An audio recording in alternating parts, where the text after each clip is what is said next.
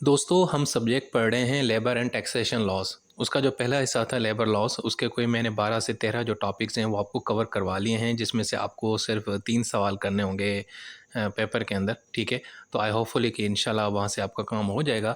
अब उसका जो दूसरा पार्ट है इस सब्जेक्ट का वो है इनकम टैक्स। ठीक है, तो इनकम टैक्स का जो पहला टॉपिक है वो आज से हम स्टार्ट करने जा रहे हैं। अच्छा, इस पार्ट में से भी 2 सवाल आपको करने होते हैं, तो हम इंशाल्लाह यहाँ से 6-7 सवाल अहम करेंगे। बाकी आपको अगर मज़ीद कोई अहम सवाल लगते हैं वो खुद से मैनेज कर लीजिएगा। सो जो पहला टॉपिक है वो है टैक्स डिडक्शन एट सोर्स। देखें, ये जो टीडीएस है ना, इसका क्या मतलब है? ये देखें, एक ऐसा सिस्टम है कि देखें, आप जब कहीं जॉब करते हैं तो ज़ाहिर बात है आपको सैलरी मिलती है। तो सैलरी जब मिलती है तो जो कंपनी वाले होते हैं उसके ऊपर टैक्स डिडक्ट कर देते हैं, काट देते हैं, यानी टैक्स वगैरह काट करके आपको सैलरी देते हैं। मिसाल के तौर पर आपकी सैलरी 65 है तो वो आपको 60 देते हैं, यानी 5000 काट लेते हैं। इसका मतलब क्या है कि ये इसको बोलते हैं टैक्स डिडक्शन एट सोर्स। ठीक है, यानी आपके सोर्स के पॉइंट, जो आपका सोर्स ऑफ इनकम है उसके ऊपर जो है ना आपका टैक्स टैक्स यानी कि काट दिया जाता है। अब हमारे यहाँ ये एक सिस्टम है, बहुत सारी दूसरे कंट्रीज़ के अंदर ये पाया जाता है कि ये जो इनकम टैक्स डिपार्टमेंट है ना, वो जो है ना वो ये डिमांड करता है कि जनाब जो है ना आप जो है ना टैक्स हमें डायरेक्ट पे करें। हम इसको डायरेक्ट टैक्स भी कहते हैं। यानी अगर आपको कोई प्रॉफिट मिल रहा है, कोई चीज़ बेच-बूच रहे हैं, कोई भी चीज़ है, तो कॉन्ट्रैक्ट कर रहे हैं, तो इस किस्म के ऊपर वो स्टार्ट के अंदर ही हमारा जो टैक्स है ना वो डिडक्ट कर लेते हैं, काट लेते हैं। ठीक है, तो हम इसको बोलते हैं टैक्स डिडक्शन एट सोर्स। अच्छा, ये बहुत एक अहम एक तरीक़ेकार है। इससे क्या होता है कि हुकूमत एडवांस में ही हमसे टैक्स काट लेती है कि इससे पहले ये कि हम एक्चुअली हमें मुझे सैलरी मिल, अगर मिसाल के तौर पर मुझे सैलरी मिलती है 65,000, तो मुझे सैलरी मिलेगी, तो मैं जब मुझे सैलरी सैलरी मिल जाएगी तो उसमें से मैं जो टैक्स है ना वो हुकूमत को जमा करूँगा। ऐसा नहीं होता। यहाँ पे पहले क्या होता है कि सैलरी में से ही जो है ना हुकूमत एडवांस में हमारा टैक्स काट लेती है। ठीक है, तो वो हमारी कंपनी का काट के ना वो हुकूमत को पे कर देती है। अब ये जो चीज़ है ना हम इसको बोलते हैं टैक्स डिडक्शन एट सोर्स, यानी एडवांस में ही टैक्स हमारा काट लिया और उसके बाद हमारे पास अमाउंट आ जाती है। अब इससे ये होता है कि एक तो हुकूमत को डायरेक्ट रेवेन्यू मिल जाता है। अगर हम खुद से उसको पे करना शुरू करें तो फिर आपको पता है हमारे यहाँ तो 2 नंबरियाँ भी बहुत होते हैं, लोग बहुत सारे लोग जो टैक्स पे नहीं करते, तो वो हम खुद कैसे पे करेंगे? यानी कंपनी अगर मुझे 65,000 खुद मुझे डायरेक्ट देती है मेरे अकाउंट में और उसमें से फिर मैंने हुकूमत को जमा कराने हैं टैक्स, तो वो तो ज़रा मुश्किल हो जाता है। तो हुकूमत क्या करती है, कंपनी वालों को कहती है कि यार तुम काट के हमें दे दो एडवांस में ना, डायरेक्ट अकाउंट में जो है ना उसको बस उतने ही भेजो जितनी उसकी हैं, वो टैक्स वगैरह निकाल के हमें दे दो। तो ये एक तरीक़ेकार होता है, इसको हम बोलते हैं टैक्स डिडक्शन एट सोर्स।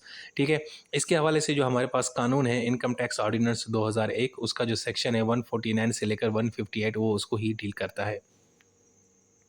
अब मैं आपको एक सिंपल एग्जांपल बताऊँ कि मिसाल के तौर पर आप इमेजिन करें कि आप एक कंपनी के अंदर काम करते हैं और जो कंपनी वाले हैं वो आपको मंथली सैलरी देते हैं। अब होता ये है कि जब आपको सैलरी मिलती है तो आपकी सैलरी के ऊपर एक ख़ास परसेंटेज का जो टैक्स है वो काटा जाता है और उस टैक्स को ही हम कहते हैं टैक्स डिडक्शन एट सोर्स। और वो जो टैक्स है वो कहाँ पे जाता है?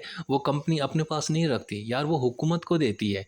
ठीक है, यानी हुकूमत के बिहाफ के ऊपर कंपनी टैक्स काट के आपको सैलरी देती है। हम अगर मज़ीद हम इसका ब्रेकडाउन करें, मिसाल के तौर पे आपकी मंथली सैलरी है 50,000 और उसके ऊपर जो आपका टैक्स बनता है टीडीएस, मान लेते हैं, फ़र्ज़ कर लेते हैं वो 10% बनता है। तो 10% यानी क्या होगा कि 50,000 का 10% यानी 5,000। तो 5,000 अगर हम काट लेंगे तो पीछे बच जाएंगे 45,000। अब 45,000 जो है ना सैलरी आप घर लेके जाएंगे, 5,000 कंपनी काट के किसको देगी? हुकूमत यानी सरकार के ख़जाने में जमा कराएगी। ठीक हो गया जी। ये इसको ही बोलते हैं टैक्स डिडक्शन एट सोर्स। अच्छा जी, अब ये जो 50,000 हैं वो आपकी सैलरी से निकाल दिए गए और फिर आपको 45,000 सॉरी 5,000 आपकी सैलरी से निकाल दिए गए और 45,000 आपको सैलरी मिल गई। अब होता ये है कि हम क्योंकि जब हमारा फाइनेंशियल ईयर ख़त्म होता है तो हम पर मंथ के हिसाब से जितने हमने टैक्स पे किया होता है तो हम उसकी ना एक रिपोर्ट जमा कराते हैं जिसको हम टैक्स रिटर्न कहते हैं। तो अगर मैंने इतना टैक्स पे किया है जितना मुझे नहीं करना चाहिए था, यानी मेरी जो लायबिलिटी बनती है, यानी देखें ना, हर एक इंसान की एक लायबिलिटी होती है। जो जितना कमाता है उसने उतना टैक्स देना है। अगर लेकिन मैं कमाता जितना मैं कमाता हूँ उससे ज़्यादा मैंने जितना मुझे पे करना चाहिए उसमें ज़्यादा अगर टैक्स पे कर रहा हूँ साल के अंदर, तो फिर वो हुकूमत मुझे रिफ़ंड भी करती है, मुझे टैक्स वापस भी करती है। तो ये जो एक्चुअली जो चीज़ है ना कि टीडीएस जो है ना, अगर आपका जो है ना वो आपकी टैक्स लायबिलिटी से ज़्यादा होगा तो फिर आप रिफ़ंड क्लेम कर सकते हैं। आप हुकूमत को कहेंगे जी मुझे वापस करो। ठीक है ना, मैं 50,000 पर महीने कमाता हूँ, लेकिन मैंने पूरे साल में जो टैक्स दिया है तो वो लगता तो ऐसे है कि जैसे मैं पर मंथ 1 लाख कमाता हूँ। तो मैं जितनी इनकम है उस हिसाब से मैंने टैक्स दिया था। अगर मैंने ज़्यादा दे दिया है तो आप मुझे वापस रिफ़ंड करो, तो वो रिफ़ंड कर दिया जाता है, ठीक है जी।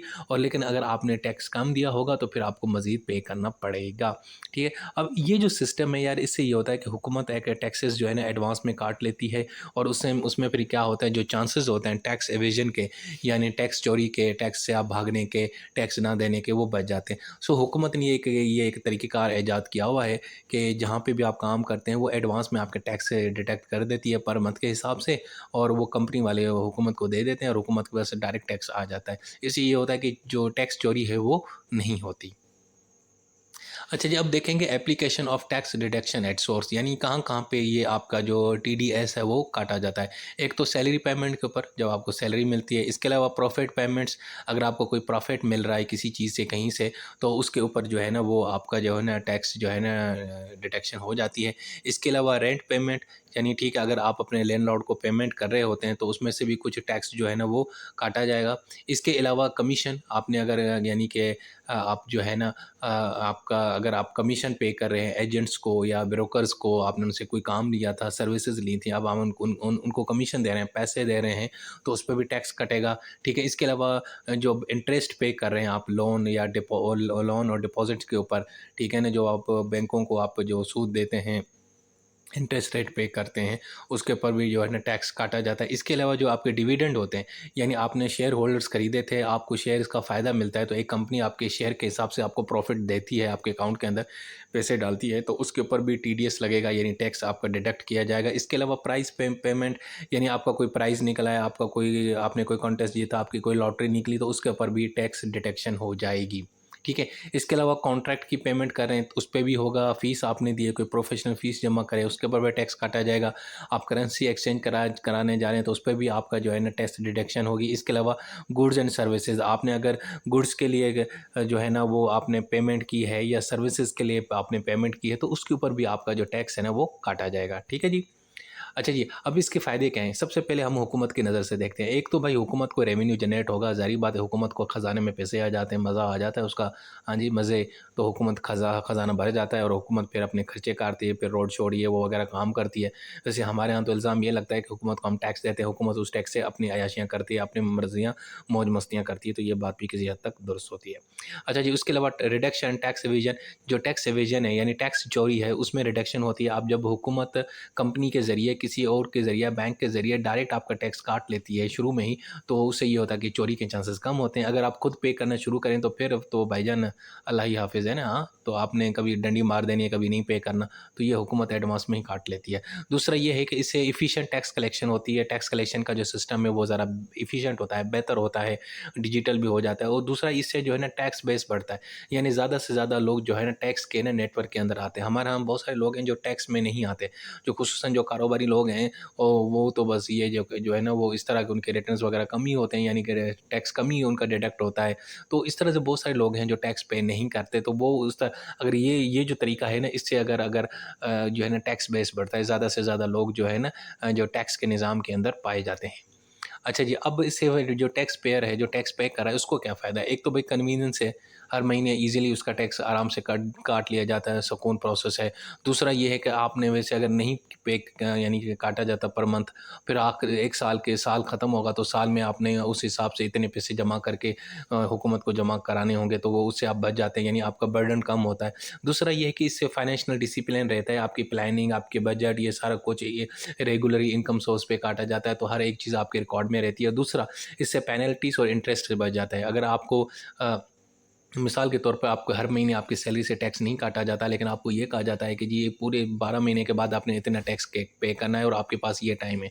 और अगर आप उस टाइम के अंदर टैक्स यानी कि नहीं पे कर पाएँगे तो फिर आपको पेनल्टी पड़ेगी। अगर आप टैक्स नहीं देंगे तो तब भी आपके लिए मुश्किलात पैदा होंगी, फिर इंटरेस्ट भी बढ़ जाता है। तो इससे बेहतर है कि हर मंथ जो है ना हुकूमत एडवांस में टैक्स आपके सोर्स के ऊपर काट लेती है, कंपनी वाले टैक्स काट के यानी कि हुकूमत को दे देते हैं।